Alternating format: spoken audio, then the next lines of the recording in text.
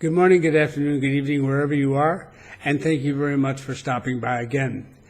This video is following one done about a week ago regarding Costa Rica's financial situation and its discussions with the International Monetary Fund and the potential impact on expats living there. As explained in that video, I rarely ever talk about other countries. I don't make comparisons. But in this particular instance, there are neighbors. People see us as being very similar when, in fact, we're not. We're very different. And there's a long set of reasons for it I discussed in other places. But the simple fact of the matter is that people often are not aware of what's going on. I mean, doing research really means looking at the prices for real estate or how much the cost of living is and things of this sort, what the weather's like and so on. But the actual society, what's going on there, which can have a terrific impact on expats, that is harder to research. It's something I've done all my life. It's part of my professional work for 50 years and more.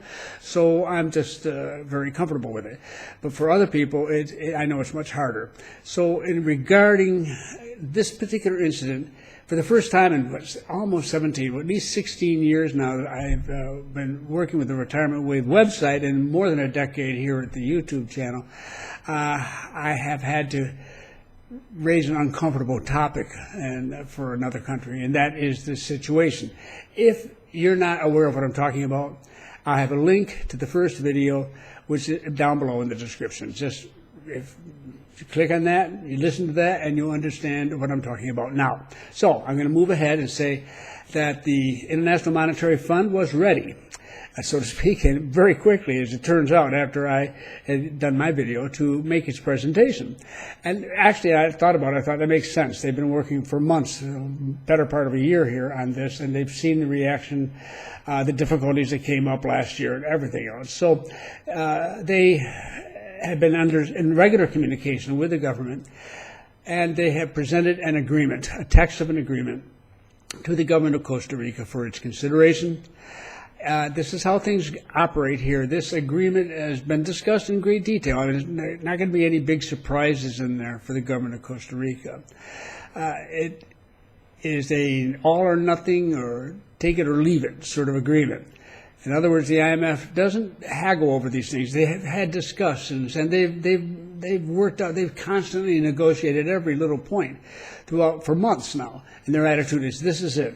This is what we will agree to do, and provide you with $1,750,000,000 that you have requested on what are called soft terms, with a low rate of interest, a very easy repayment plan, and so on.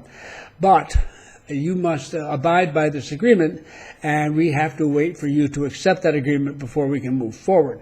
That's what's going to take the time, and they have been given to early June, which is a little over 4 months from now, to be able to make their minds up whether or not they're going to accept it. And your guess is as good as mine here as to when that will happen. Wouldn't likely happen overnight, since it's going to take some time. It's very detailed. It has to be shared with all sectors of Costa Rican society, and they're going to have to take a look at exactly what it means. There's a lot in it. Now, what I will give you now is what I've got, which is useful at all, is a link to an English article in Costa Rica. It gives a description, a general overview of the different sections of the agreement and what it's going to entail. And you can read through that. It would give you about as much as I know about what this is, what the details are. And as far as I'm concerned, enough. We don't need any more. The details are not our problem. There's something that Costa Ricans have to deal with. What our problem is to understand what's happening there for those of you who are looking at Costa Rica as a country, an alternative for living here in this region. And I have to say it again and again and again, if you choose Costa Rica, as I've said for years and years here, more power to you. I mean, that's great. It's a wonderful, wonderful country in so many ways. It's a beautiful country, and it has done a wonderful job from the viewpoint of ecology, environment, and so on. Unfortunately, they don't have the money to support it, and that's where the problem comes, a lot of it. I'm going to just talk about a few of the issues, a few of the agreement points. Let's see if I can get them up here. Very briefly, one of the biggest ones is budget constraints. They're just really, really demanding that the government has to reduce its spending dramatically while increasing income, both. I mean, they're way out of balance. You have to understand they're extremely out of balance, not just a little bit out of balance, but a great deal out of balance. And it's just one example I thought was really the sort of thing that's mind-boggling if you're the person who has to implement it. For example, it says here, in 2025, entities, that's government agencies, will not be able to spend on goods and services more than 67.5% of what they spent in 2020. So in 2025, it's about two-thirds. They can spend about two-thirds of what they spent last year, which means a third less than what they spent last year, roughly. 32.5% less. That's astonishing. How many governments are making a plan out to 2025 to reduce spending below 2020 levels by a huge amount? So this is big. It means, and you read other things are included in the description, and they're done in fairly neutral language, but you can read, you can understand them. Jobs will be lost. People will be having salaries will be reduced. Apparently they have a problem in areas where they have not, for one reason or another, felt they couldn't raise salaries per se, so they handed out bonuses. I don't know any details there. That's got to stop. And fundamentally, they have to rationalize the entire personnel budget and the bureaucracy budget and reduce it. And it's going to not be popular within the government agencies, and that's to be expected. And that's also for the state-owned corporations there. So it's very demanding. Now, beyond that, that's a lot right there. There are a number of other things I'm not even going to touch on, but they do have, well, very specifically, public employment reform. Again, stressing the fact that reduced personnel and everything else. Oh boy, that's not going to be popular. They're going to eliminate or at least reduce 3 tax incentives. They don't tell me which ones, but anyhow, that will have a fairly substantial increase. But as far as you're concerned, I think the one that is most interesting to people who write me is global income. They will leave the idea of what's called territoriality and income taxes if they sign this agreement and move to the global system. In other words, they'll leave the system that Panama works under, and most other countries do, which is where you only pay, if you're a foreigner, you only pay income taxes on what you earn in Panama, for example. And whatever you earn outside Panama is your business, and nobody here wants to know about it. It's not important. You don't have to report a thing. That's been the case in Costa Rica. The global system, which is also practiced, as many Americans know, in the United States, will require that people, expats, pay income taxes on money earned outside. Because they obviously can't ask the citizens or demand that the citizens do this without also expecting expat residents to. It doesn't make any sense. Now, as I understand it, there will be, and I would certainly believe this, no taxation of pensions or Social Security checks, things of this sort. But if you get other forms of income, I don't know. You're going to have to ask if you're in Costa Rica. If you sell stock, do you sell a property? Do you sell a house? What happens? Do you have to claim that and pay some form of tax in Costa Rica? I have no idea. And I'm not even going to try to find out. This is not my business, okay? But global income means that you are going to be charged income taxes against global income, not just the income made in Costa Rica. There's all sorts of other things, including a tax on the lottery prizes, which is not going to go over well either. 25%. Ooh, well, anyhow. Oh, for over a lot of money. Okay. The luxury home tax may hit some of you. It's for homes valued at more than 150 million colones. Now, colones is the local currency they have there along with the dollar. I just ran this through Google, and that works out to about $245,000 currently. So if you have a $300,000 home, for example, you will pay a surcharge, an annual surcharge every year of 1.5%. That would be $1,500 each year, along with anything else you're paying, because it's considered to be a luxury home. So from $245 up, and you can if it's $400,000 property, it's a $2,000 annual surcharge. I mean, such is life. And right down, so many details here, right down to the inspection of merchandise coming in through, or anything coming in through customs. They're getting specialized equipment, very sophisticated equipment, without having to open everything to find out whether people are trying to bring in things that they should be paying duty on. This is how it works. This is serious business. You have gotten yourself into a terribly difficult situation. This fund is set up by the large nations, the big nations, the so-called wealthy nations, and they contribute money to it to loan out in this fashion, but they don't want to just throw their money away. This is not charity.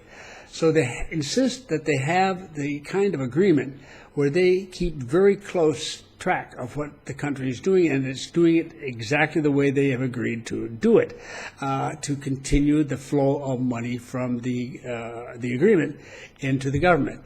It's very difficult, but it is something the Costa Ricans are going to decide for themselves. And so I have nothing further to say on this. This is up to them. I share it with you only because there's been a lot of interest in it. So, okay, there's your link to it. You can take a look and see what there is to be seen at the moment. But it will also, as I've said, give you an idea of the questions you should ask if you go to Costa Rica. But keep in mind that it may not be a decided factor.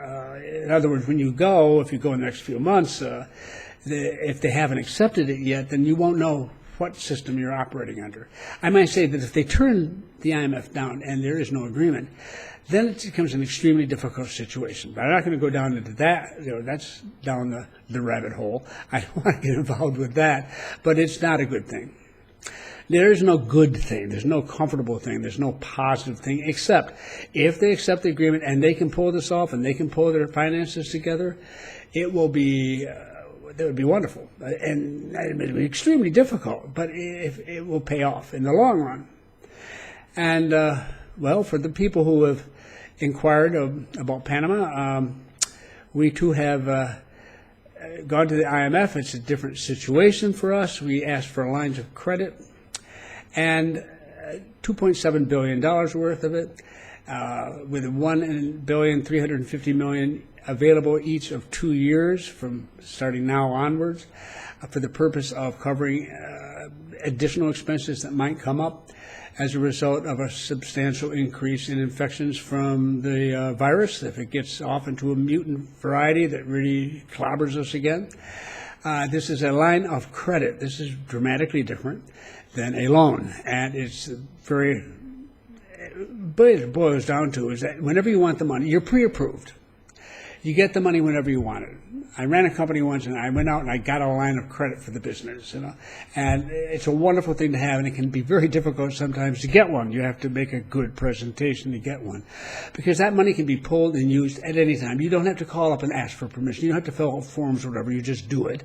You get the money, and then you can pay it back, and you only pay interest on it while you're actually using the money.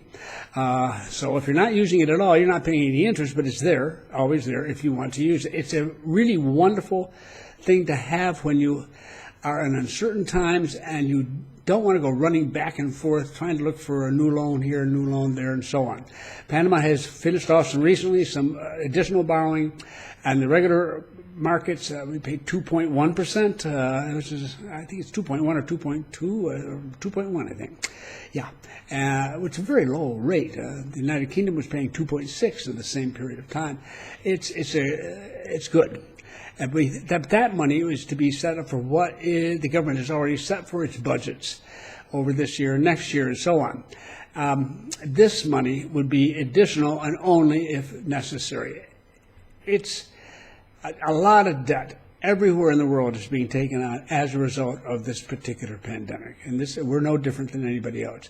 Our difference lies in the fact that we have an extremely good record of paying off bills. And you will read about it if you read either one of the two links I leave from the IMF, where they make commentary on what I just talked about, what they have to say about Panama and why they're doing this. And that is worth a huge amount when you get into a hard spot like this. And I don't say it and mention it to make people in Costa Rica feel bad or anything, because they're not normally, the people who are here anyhow. Although I do have members from Costa Rica, and I greet them happily, and I hope they forgive me if they think I'm unhappy with them. I'm not.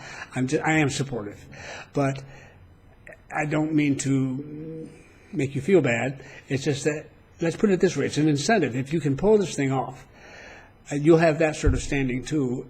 It does change the world, very much so, and I sincerely hope it happens.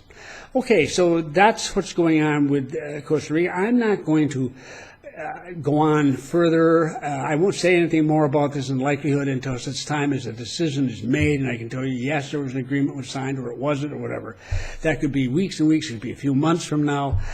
This is a website in Panama. I'm going to move right along here and to get back onto track again and not have to fall back on this. I did this as a courtesy, basically, to let people know. Remember, as I've said before, I make no money here.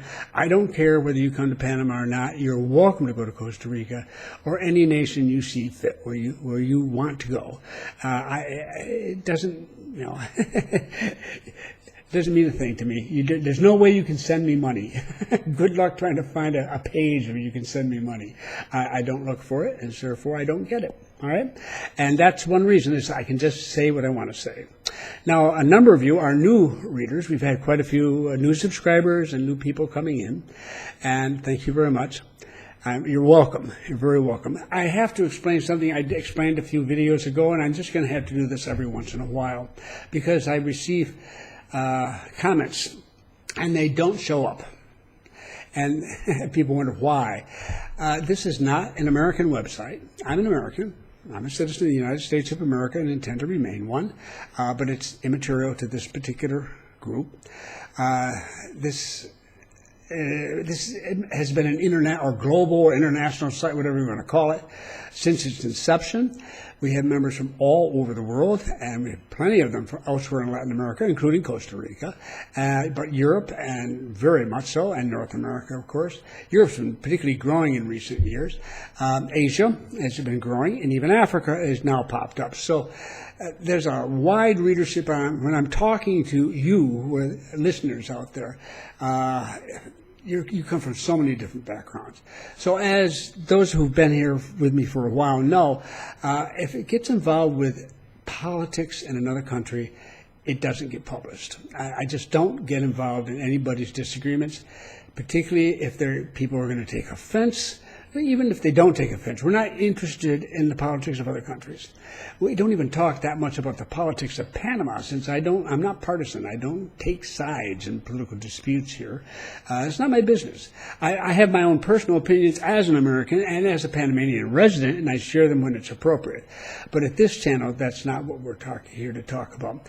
So it's not that I mean any insult or any lack of respect for your opinions, because I get them from all over the place. And as I explained recently, I went through quite a series of them with Brexit in Europe and the European Union question in general.